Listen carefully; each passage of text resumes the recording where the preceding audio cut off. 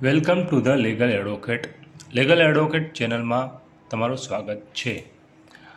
આજે આપણે જોઈશું જોઇન્ડર ઓફ ચાર્જ એટલે એકથી વધારે ગુનાઓ માટે એકસાથે ચાર્જ ફ્રેમ કરવાની વ્યવસ્થા.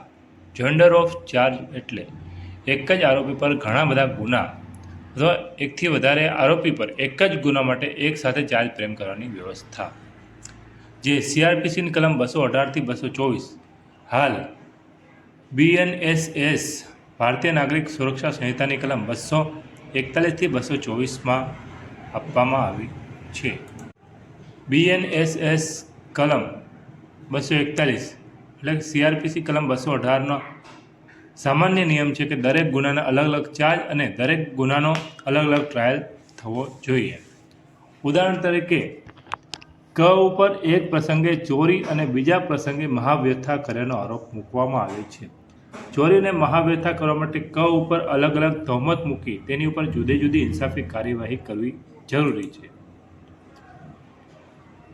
BNS કલમ 242 એટલે કે CRPC કલમ 219 એક જ પ્રકારના 3 સુધીના ગુના એટલે કે એક જ વ્યક્તિએ 1 વર્ષ એટલે કે 12 મહિનાના સમયગાળામાં એક જ પ્રકારના એકથી વધુ ગુના કર્યા હોય તો તેને વધુમાં વધુ 3 ગુના માટે એક સાથે અને ચાર્જ અને ટ્રાયલ કરી શકાય છે. ઉદાહરણ તરીકે 12 મહિના એટલે 1 વર્ષમાં એને 3 ચોરી કરી તો એક જ ટ્રાયલ કરી શકાય.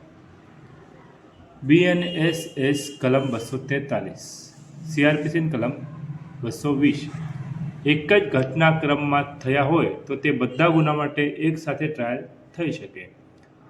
બધા મળીને એક જ બનાવ બને એ રીતે બીજા સાથે સંકળાયેલા શ્રેણીબદ્ધ કૃત્યોમાં એક જ વ્યક્તિએ એકથી વધુ ગુના કર્યા હોય તો તેના ઉપર એવા દરેક ગુનાની તહોમત મૂકી તેની સામે તેને માટે એક જ ઇન્સાફી કાર્યવાહી કરી શકાશે.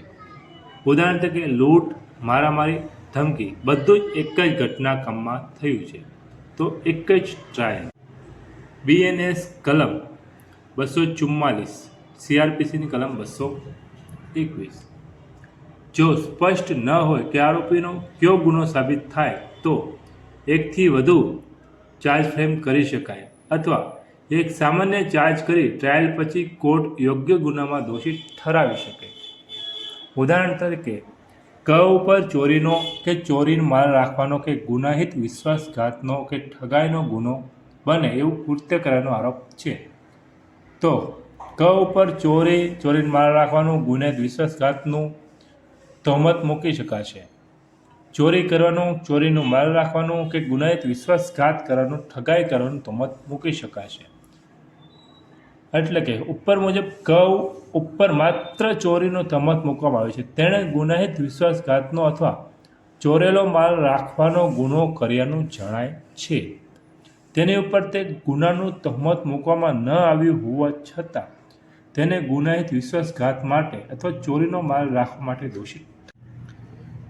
BNS કલમ 246 એટલે કે CRPCની કલમ 223 નીચેના કિસ્સામાં એક સાથે ઘણા આરોપીને એક સાથે ટ્રાયલ કરી શકાય. તો બધા આરોપી મળીને એક જ ગુનો કર્યો હોય,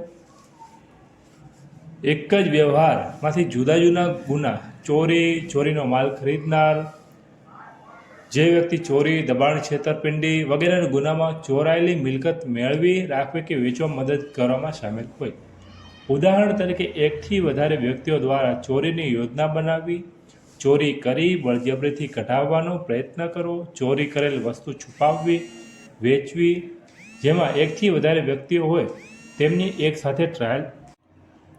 BNS કલમ 247 CRPCની કલમ 224 જો એક વ્યક્તિ ઉપર એક કરતાં વધુ ગુના હોય અને એક જ ગુનામાં દોષિત ઠરે પછી બાકી રહેલા ગુનાનું ટ્રાયલ જરૂરી ના લાગે તો કોર્ટ બાકી ચાર્જ પાછા ખેંચી શકે. ફરિયાદી કોર્ટની સંમતિથી, કેસ ચલાવનાર અધિકારી કોર્ટની સંમતિ લઈને અથવા કોર્ટ પોતાની મરજીથી બાકીના આરોપીની તપાસ કે ટ્રાયલ અટકાવી શકે છે.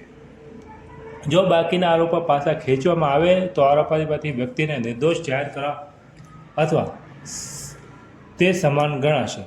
સિવાય કે અગાઉની સજા રદ કરવામાં આવે અને કોર્ટ ફરી ટ્રાયલનો આદેશ આપે.